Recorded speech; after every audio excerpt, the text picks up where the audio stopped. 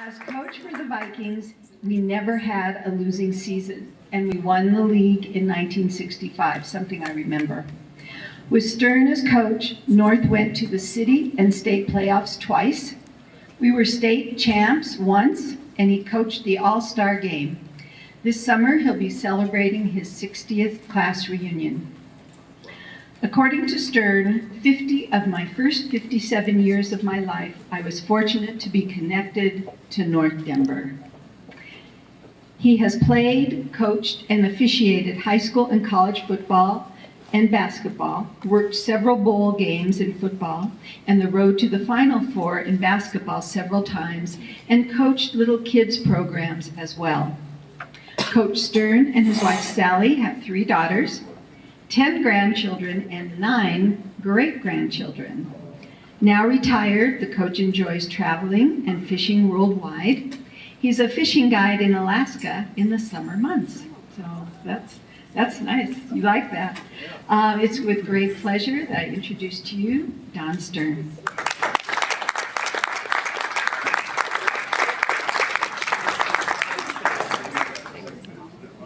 Yes, yes. Thank you so much. Yes. Thank you. I appreciate it. Hi, fellow bikes. It's kind of nice to see people and meet people once again that grew up here. Isn't that nice, fellow bikes, that you have some things in common? Yay. And I'm not speaking loud enough. I can see that. I usually have a teleprompter here, but I think the little young man in the White House lost his, so I'm lending my teleprompter to him. I'm sure that I will have some problems struggling through this. I asked Gail how much time I had to speak, and she says, about 45 minutes. And I said, well, I'll hurry as much as possible. Then she tells me it was 4 to 5 minutes. It's nice visiting with you. Congratulations to the recipients, and also thank you to the committee that had to finally find their last barrel of people to ask to come, and that was me. But I appreciate it immensely. Thank you. Very much a thrill to be here, to say the least. This night isn't about one person, but it's about all of us. It's about people that have made this such a great school. But way back when, I can remember people, the whole school was the focal point of the community, and I think that's probably the greatest attribute that you could put on a school. I'm here with 2 deep emotions, humble and honored. I'm humbled because you have given me the opportunity to be recognized with outstanding people dating back to the early 1900s. We've had many doctors, lawyers, politicians, athletes, judges, movie people, and above all, everyday, hardworking, lunch pail carrying people attend North. And we all grew up in some of those ranges, and I know that most of us were probably with the lunch pail carrying people. We grew up in that family. I'm honored. What do you have to see here? I think I was screwing up there. Just think about it. We have many successful individuals, but the school, North itself, has been outstanding and has filled the American dream of most. We've had the opportunity to be able to achieve some of the things that we really wanted to do without even knowing it. That's the way I was. I had my eyes and ears and everything open, and they said, what are you going to do? I have no idea. But as I progressed through the school, I then realized what I wanted to do, and everything was set up there. In the classroom, on the field, and fun with the people. So we've had a great opportunity. Okay. I grew up, of course, on the 23rd and Clay and then River Drive. At that time, there was no I-25 or the Valley Highway, as John mentioned to me. nor was there a Bear Stadium. And by the way, Bear Stadium, of course, in Driscoll Field, was built on a, what? A dome. A dome, yeah. My house wasn't too far from there, so I can't say too much about that. I attended Boulevard Elementary School, and I went on record as the only boy that had ever had to stay after school in kindergarten. My discipline wasn't very good at that time. It probably isn't very good now. Then I went on to Lake Junior High School. At that time, they had 9 to 12. Oops, 9 to 6, 7, 8, 9. Yeah. 7 to 9, and this is where the fun really began because we had people from all over that area, from the elementary schools attending. And I was very fortunate.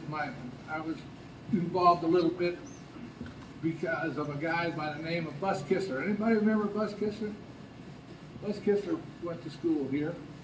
He graduated. He was my gym teacher, and he informed me that I should probably try to take up politics, which I was successful a couple times over there, and I was the head boy. But that was only because no one else would run.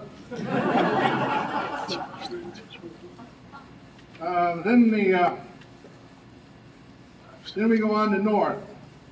By the way, this you see how much that is? As you can see here, this is about the size of print I have to use. So then we will go on to North, and things really got interesting. I was just a little skinny thing. By the way, you wonder why I gained so much weight. It's because I'm an anorexic, well, you know what I'm talking about. Survivor. I've been skinny all my life, and I'm finally getting away from that. Slowly but surely. And the people were from all over North Denver, and we had little pods of people. My pod, where we lived, was from about Colfax to the Platte River to the 29th, and then down into that Platte River and the lower part of North Denver there. Then they had one at 16th, 14th to about 20th, from Federal to Sheridan was the Jewish people. By the way, when I lived down there on the 23rd, we had, Pat Haggerty was my next door neighbor.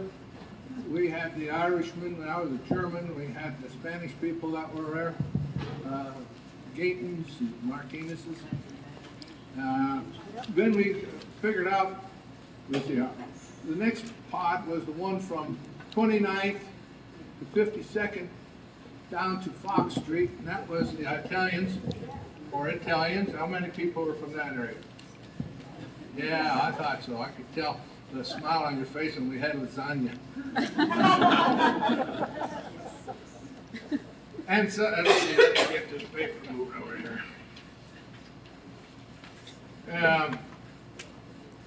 By the way, some of the people that were from the Jewish people were Herb Brown and Jack Zellinger, who owned the check. These are the people that I knew. I'm sure there was other in your neighborhood. And then they had Alan Freeze, Gart Brothers, and they all attended the North High School. Then we had we had the people from Fox East, where Ben's from, down on Platte River, and they call that what? Globeville. There you go. Globeville, that's right. And they were some of the finest people that I've ever run across. And they had a lot of nice people there, and I'm trying to figure out what did I just say about them. Oh yeah. They had a mixture of Germans and Polacks and Poles and more. People attended horsemen. Is that right, Ben, or not? How about that? What's that? You're not paying attention, are you? There's going to be a quiz, Ben. I want to go. That's fine. But we always had some good people there, and enjoyed it very much. And the only reason I mention this is because the fact that it takes all of us I thought about every part of those pods that I was talking about to make North great. We learned to live with each other. We learned to appreciate and respect each other, and I think that's what made North such a wonderful school.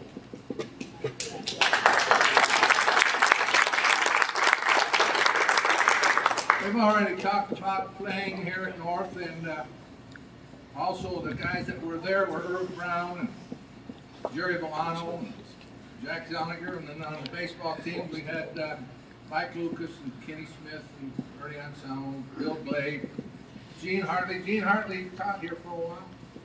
I'm sure some of you remember Gene. But North always had a great, excuse me. Academically, we were successful. Those say jocks are all brawn and no brain. And the coach is not here any longer, but basically what he's saying, they're trying to improve that. He got some minds, people. Well, we had in football, we had 4 guys from my graduating class graduate from mines. 3 of them were playing on the football team. We had 6 basketball players that went on to college. In baseball, we had 11 people who went to college. 7 became teachers. There were 3 lawyers, 2 vets, and 8 policemen. So the point I'm making here is that we're always saying things about, oh, those jocks. Well, perhaps that is in some cases, but not all. North had brilliant teachers. The curriculum offered classes that would meet every requirement needed to be successful in that field. The same opportunity is provided today. A person only has to apply oneself. Don't blame the schools for failure. We need the parents' help. And the next thing is that, let me ask you some of these teachers. Linacek, Pettyjohn.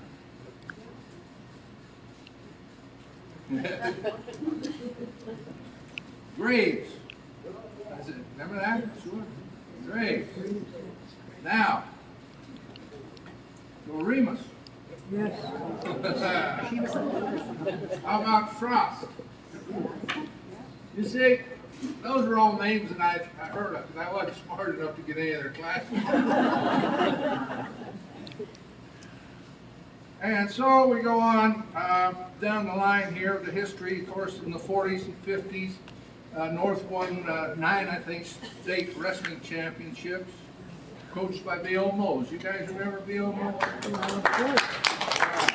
Mose.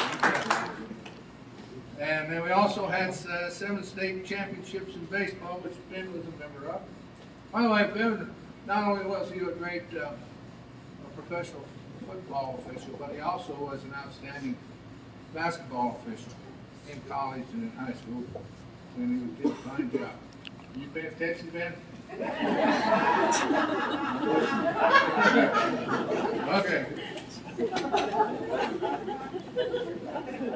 Well, okay, I'm going to try to move on here. She told you about that, and she told you about that. Some of the people that came back, it was kind of funny when I came back to teach. I was teaching right along with people that, and coaching as well with Bob Saylor, but teaching along with teachers that taught me, and other people that came back was, or people that came back were, or are, and it doesn't make any difference. I'm not holding straight. Gene Hartley, Don Evans, Jim Schrant, and then, I'd like to say it to you. How many of you people were here from 1961 to 92? Let's see the hands. Wow. I know there's a couple of guys here, Bobby Watson, Jorgensen over there, that played on my baseball teams. They were great athletes. I wish I could have had guys like you all the way through. That's wonderful.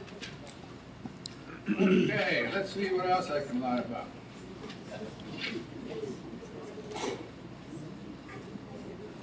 Okay, I just like to sometimes go over this, remembering people. Some of the players were Jim White, Bill Hufford, Gary Regan, Tom Urich, Ron Newell, Len Ashford, Bobby Smith, Jerry Grover, Bill Saunders, Jimmy Creighton. Like I say, I didn't coach much after the 13 years in there, but let's reminisce just a little bit here. And some of the places that we probably can remember that some of them are no longer there. The Scotchman. How many remember the Scotchman? That's right. Patsy's in. Yes. Patsy's in. Okay. Pollyanna. How about the log cabin inn? And of course, Ailey's Garden. Of course, we had, how many times you used to go? Trocadero, man. Trocadero. Yeah. How about the Barrel Drive-In? Does anybody know what they were famous for in 1937? Cheeseburger. They were first in the United States, supposedly. Depends on whose town you're in when they say it. And then Eddie Bowen's Pig and Whistle. And Gart Brothers. And that's enough. We could go on all night, so. I'm sure you all had your favorite teacher. Now, here's what I really think is neat. Some of my teammates or team members and some of my other kids came up to me and said, "You really have made an impression on my life." Now, that's more than anybody could ever ask for, no matter what. I am sure that you had your favorite teachers, and I love my job and was happy to come to work daily. This award that I'm receiving fulfills another wish in my bucket. That someone appreciates the love of my labor and feels that I have contributed to the lives of my students. It has been a fantastic time visiting with you people. Go Vikings.